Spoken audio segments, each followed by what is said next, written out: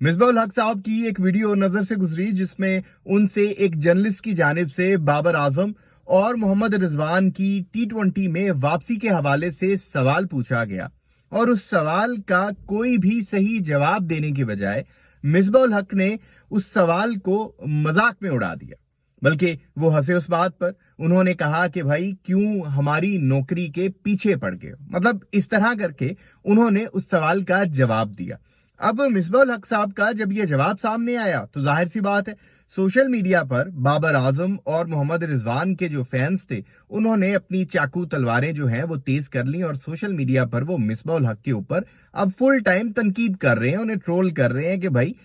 तुम सही तरह से जवाब दो। जब तुमसे पूछा जा रहा है कि बाबर आजम और मोहम्मद रिजवान की टी20 में वापसी को लेकर आपका क्या ख्याल है, आप अपना पॉइंट ऑफ व्यू दें। इसके ऊपर आप इस बात को मजाक में क्यों उड़ा रहे हैं? मिसबाह-उल हक साहब को इस बात पर तनकीद का निशाना बनाया जा रहा है कि बाबर आजम और मोहम्मद रिजवान जो हैं वो पाकिस्तान के बड़े प्लेयर्स हैं और टी20 में उनकी वापसी कब होगी इस बात का इंतजार उनके जो फैंस हैं वो बड़ी बेसब्री से कर रहे हैं। लेकिन यहां पर करने वाली बातें ये हैं कि देखें, बाबर आजम और मोहम्मद रिजवान अगर टी20 से बाहर हैं, मिसबाह-उल हक के इस जवाब के बाद से एक बात तो जितने क्रिकेट फैंस हैं, मैं भी उनमें शामिल हूं, हमें एक बात तो समझ लेनी चाहिए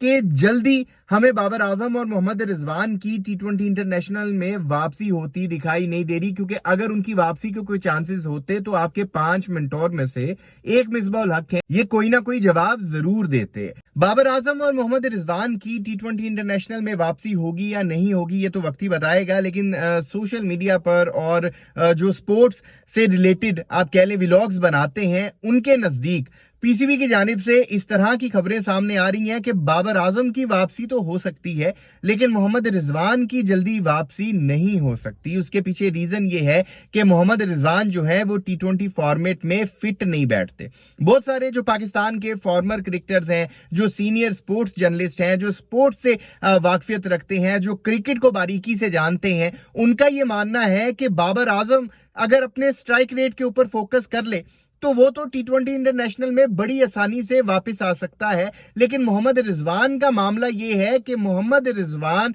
टी20 फॉर्मेट में किसी सूरत पर फिट नहीं बैठता, तो मोहम्मद रिजवान को अभी अनकरीब आप वापस आता हुआ नहीं देखेंगे। अब बहुत सारे लोग, मैं देख रहा था कि कुछ क्रिकेट पेजेस हैं वो इस तरह की बातें कर रहे थे कि बाबर आजम और मोहम्मद रिजवान की अब टी20 में वापसी कभी भी नहीं होगी। मेरा स्पोर्ट्स से रिलेटेड बहुत कम नॉलेज है, लेकिन इतनी सी बात तो कोई अगर क्रिकेट फैन हो आम सा, वो भी मतलब कोई छोटा कोई बच्चा क्रिकेट फैन हो, वो भी आपको ये बात बता सकता है कि देखिए जब तक कोई प्लेयर खुद से किसी फॉर्मेट से रिटायरमेंट ना ले ले आप ये बात कह ही नहीं सकते कि वो वापस नहीं आ सकता। अब हमने तो ये भी देखा है कि रिटायरमेंट लेने के बाद रिटायरमेंट वापस भी हो जाती है। आपने मोहम्मद आमिर को टी20 वर्ल्ड कप 2024 में वापस आते हुए नहीं देखा, आपने इमाद वसीम को वापस आते हुए नहीं देखा, और बाबर आजम और मोहम्मद रिजवान का तो ऐसा कोई मामला ही नहीं है, ना उन्होंने टी20 फॉर्मेट से रिटायरमेंट का ऐलान किया है। रोहित शर्मा और विराट कोहली की तरह से उन्हें तो बस बाहर किया गया है। लेकिन अगर आप इसका प्लस पॉइंट देखें तो इसका प्लस पॉइंट ये है कि आपका जो यंग टैलेंट है